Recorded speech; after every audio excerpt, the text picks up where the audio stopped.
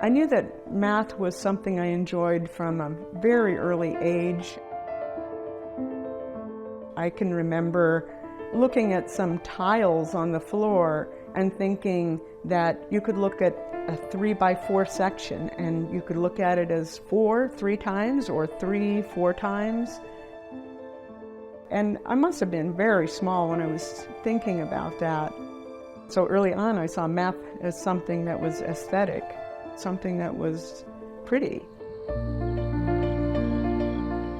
Tony Bloor was born in California, but moved to Bloomington when she was just a year old. Beautiful, quiet street, a lot of children playing. A lot of the people that my parents knew were professors, and a lot of the people I knew were children of professors, so I think it expanded my horizons a lot. Tony's immediate family helped as well. Her grandmothers had distinguished themselves academically and professionally, and her father and mother were each successful in their fields. Well, I was aware from an early age about the sort of intellectual streak in our family. I always imagined myself, of course, having a career, and I think the starting point for me was a PhD.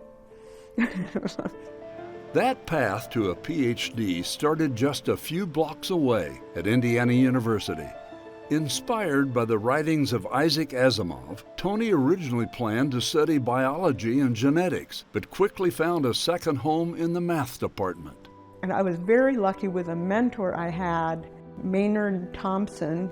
He gave me a problem in dynamical systems that was very open-ended, and I just kept playing with it.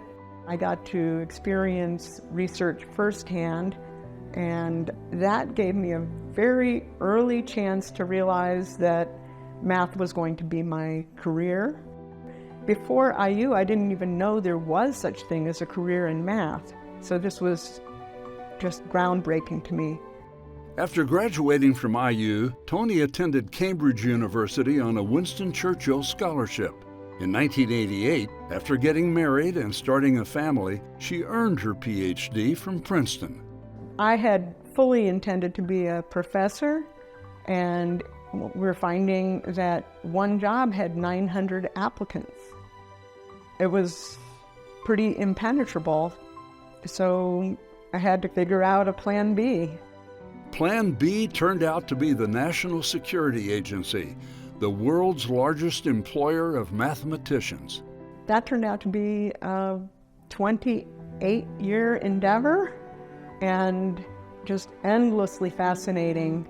The great minds are the ones who can really work at the conceptual level and the computational level, and Tony was certainly that.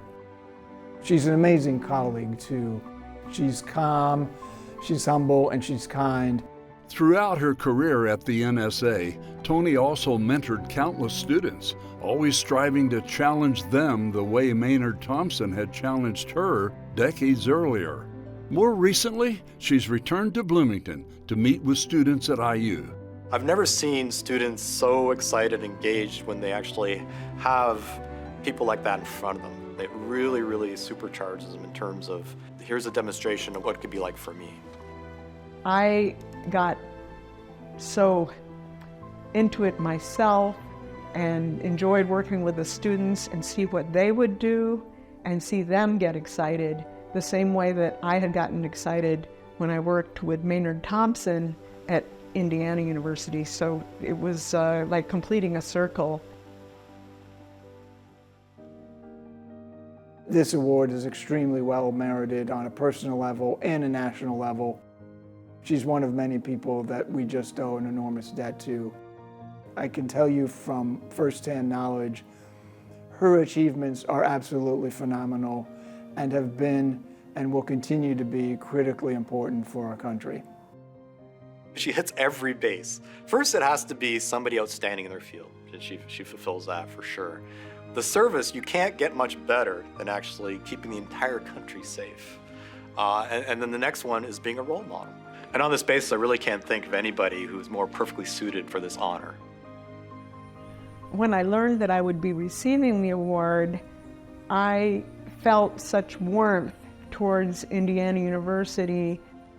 to be able to remember and think about the tremendous impact that Indiana University had on my life and the personal attention given by the professors at the time. It made me feel like the circle had been looped. First, I want to thank the Indiana University Math Department. The influence on my life has been incalculable. Dean Van Kooten for his support of STEM and alumni in STEM. I also want to thank Michael Larson, a classmate of mine from graduate school. Finally, I'd like to thank the Indiana University Alumni Association for their outreach and for making Indiana be not just an undergraduate experience, but a lifetime experience.